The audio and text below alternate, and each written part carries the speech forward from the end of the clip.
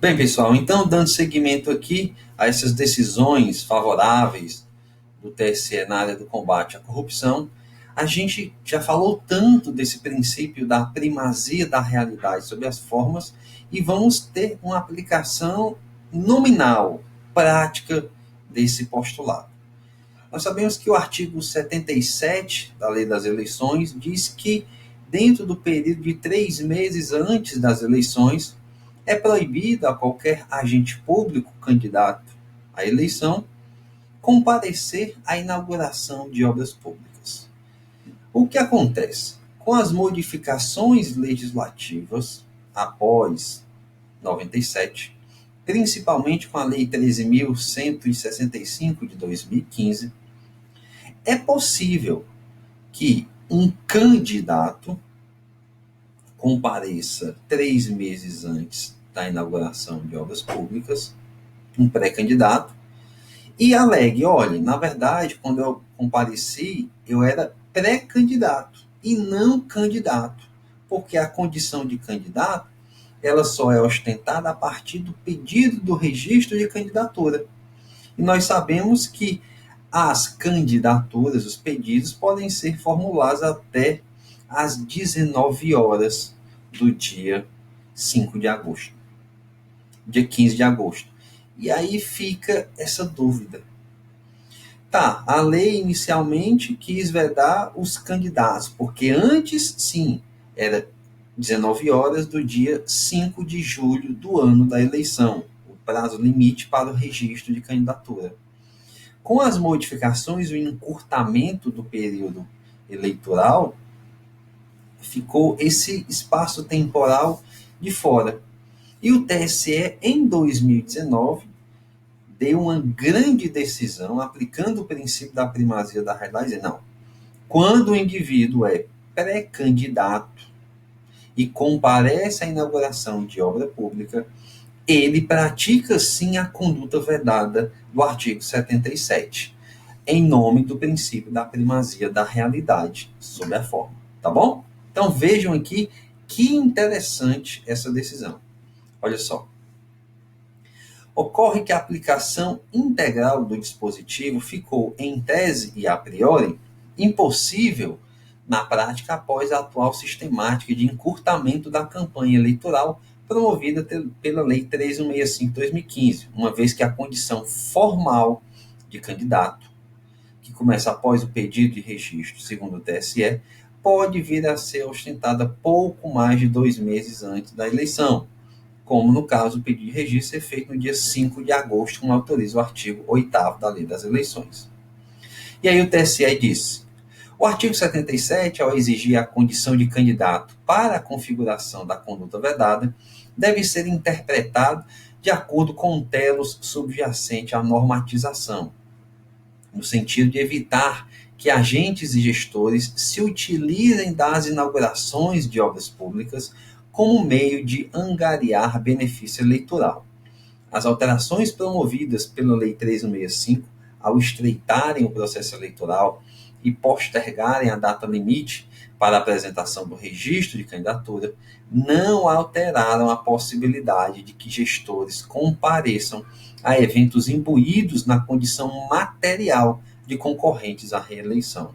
Portanto, o fato de o gestor não ostentar a qualificação formal de candidato não afasta a necessidade de proteção reconhecida pelo artigo 77 da Lei 9.504. Impor interpretação estritamente formal ao ilícito em debate enveredaria por violação ao princípio da proporcionalidade sob a ótica da vedação da proteção deficiente. Ok? Então, vejam que decisão interessante. A qualificação formal de candidato seria exigível apenas a partir do dia 16 de agosto, possibilitando que notórios candidatos participem de inaugurações de obras públicas até 45 dias antes da eleição e decotando pela metade o espectro de proteção da norma. Demonstrada a participação do prefeito na condição de candidato à reeleição, não se pode fazer prevalecer condição formalista sobre a realidade comprovada nos autos. Beleza? Tranquilo, então. Outra decisão muito interessante que já vem seguindo aí algo na luz do STF, do STJ, diz respeito às buscas e apreensões de aparelhos celulares. De fato, hoje em dia o celular é a principal ferramenta de combinação dos crimes eleitorais. Um dia desse um colega estava falando para mim que estava investigando a pessoa e era interceptada, trocou o aparelho naquele negócio do e-mail, e aí disse, ele tem que destruir o celular, não adianta apagar a mensagem, tem que destruir, porque se o promotor pegar, acaba com a gente.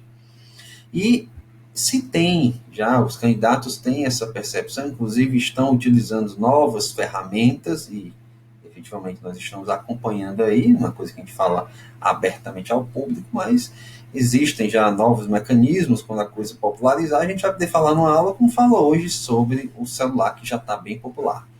Mas, na questão do celular, o que a gente tem de jurisprudência interessante, em especial à luz do Marco Civil da Internet, é a busca e apreensão autorizada em um ambiente no qual o telefone esteja, ou a própria busca e apreensão do telefone, traz pressuposta a autorização de acesso às mensagens nele contidas. Então você não precisa fazer a busca, pedir um novo requerimento para a nova decisão autorizar o acesso às mensagens. Isso aí é tranquilo, já segue a linha do STF, do STJ. Existem algumas situações bem práticas que podem ensejar ou não alguma nulidade. E a gente vai traçar aqui com vocês até uns casos concretos em que eu presenciei. Suponha, por exemplo, isso aconteceu comigo, que você está ali no dia da eleição e o candidato, o cabo eleitoral, está lá fazendo aquelas visitas nas ruas e você faz uma abordagem padrão, o cara está entrando e saindo das casas e ele está lá com R$ 2.000 em dinheiro, com santinhos enroladinhos, e o celular dele toca. Quando o celular dele toca, você deu voz de prisão em flagrante a ele, você pode atender o telefone dele? A resposta é depende. Se você atender, né, e fica calado, só ouvindo o que a pessoa do outro lado está falando, sem induzir comportamentos, prova lícita, tudo que decorrer daí é prova lícita.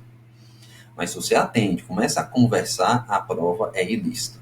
Nessa abordagem, eu não posso, por si só, acessar o conteúdo das mensagens do celular dele.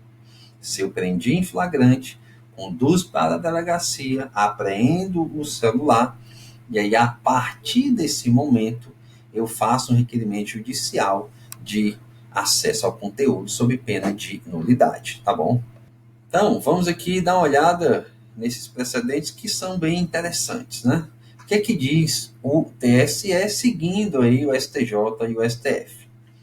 Em caso de decisão judicial prévio em que se autorize expressamente a busca e a apreensão, como no caso, é lícito o acesso a dados estáticos contidos em aparelho celular, sendo despiciente o expedir novo ato para determinar a análise do conteúdo. Não há falar assim em ofensa ao marco civil da internet, beleza? Agora, sobre os celulares, precisamos ficar atentos às seguintes regras, e aí eu fiz uma enumeração dos principais precedentes do STJ e também do TSE. É ilícita a prova obtida diretamente dos dados extraídos, né, do aparelho celular, decorrente de acesso à mensagem de texto de SMS, conversa ou por meio de aplicativos, obtidos diretamente pela polícia no momento do flagrante, sem autorização judicial. Contudo, se no momento do flagrante o telefone do preso investigado tocar, é lícito atender a chamada e tentar extrair do outro interlocutor elementos de prova quanto ao ilícito investigado.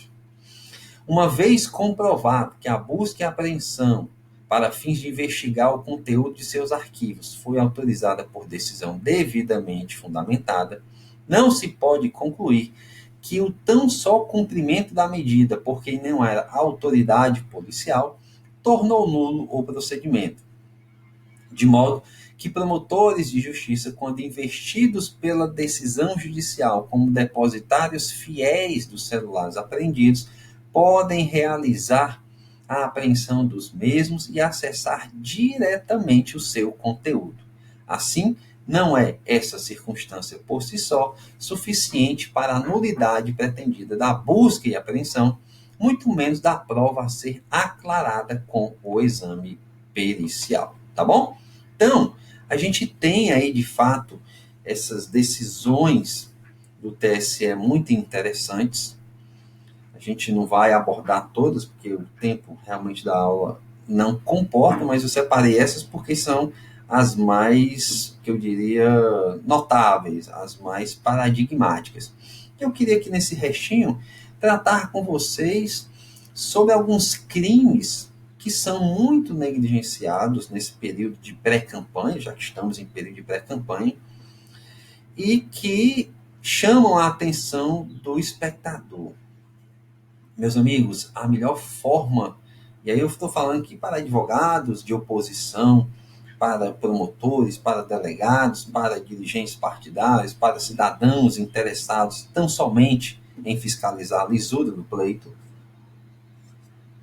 a melhor forma é acompanhar a imprensa e acompanhar os sites institucionais.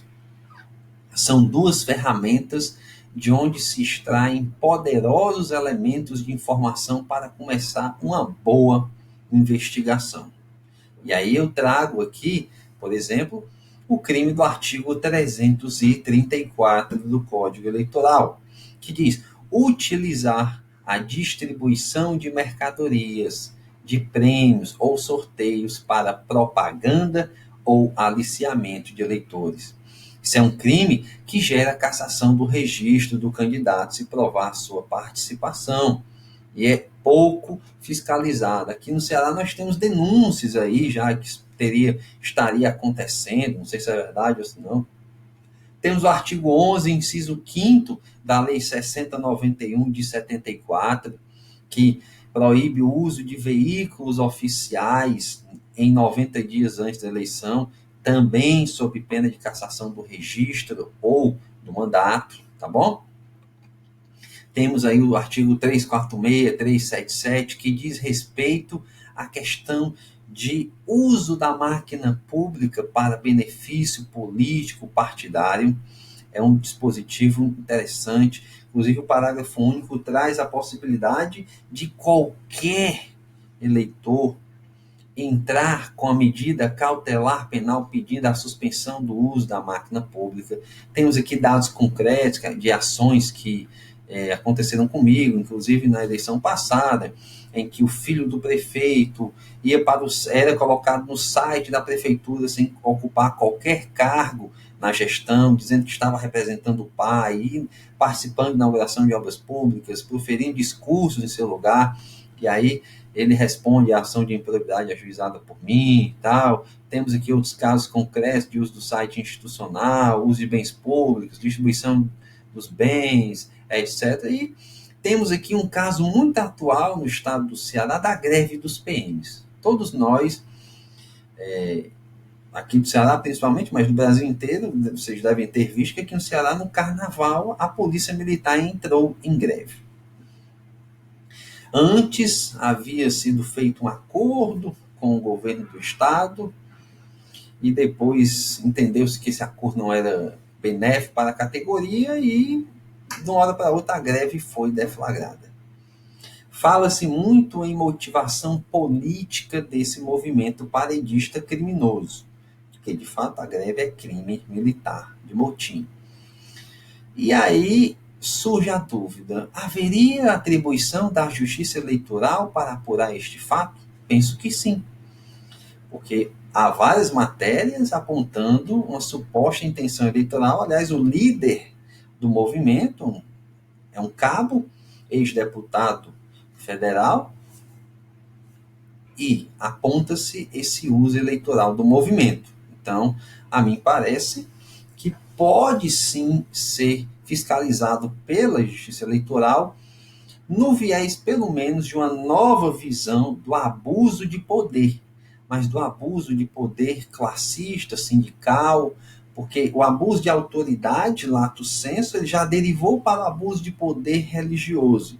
E ele pode, ao meu sentir, avançar para esse abuso do poder de classe ou de autoridade. Espero aqui que no Ceará haja o acompanhamento disso. Estou bem alheio a esse fato, estou só reportando aqui do ponto de vista acadêmico, né? É uma tese interessante, não tem nada escrito sobre isso, e eu acredito que, inclusive, é um tema legal para quem queira desenvolver aí no seu trabalho de final de curso, né? Que não é obrigatório, diga-se de passagem, tá bom? Então, é basicamente isso. A gente tem aí algumas restrições que a gente vai falar na aula de condutas vedadas. Aqui eu queria falar mesmo só sobre a questão das jurisprudências do TSE. Espero que vocês tenham gostado, tá bem? Qualquer dúvida aí que esteja ao meu alcance, vocês podem mandar uma mensagem para mim de WhatsApp, 85 DDD 99222 8060, e a gente vai trabalhar aqui com vocês essas 3 primeiras aulas nessa vertente do combate à corrupção no ano eleitoral. Então a gente vai trabalhar corrupção civil, corrupção criminal, a parte mesmo delituosa, aspectos procedimentais, enfim. É uma pós que a gente tem conseguido fazer essa conjugação de teoria com prática, sempre trazendo muitos exemplos do dia a dia, tá bom? Espero que tenham gostado e nos vemos na próxima aula. Um grande abraço e até lá.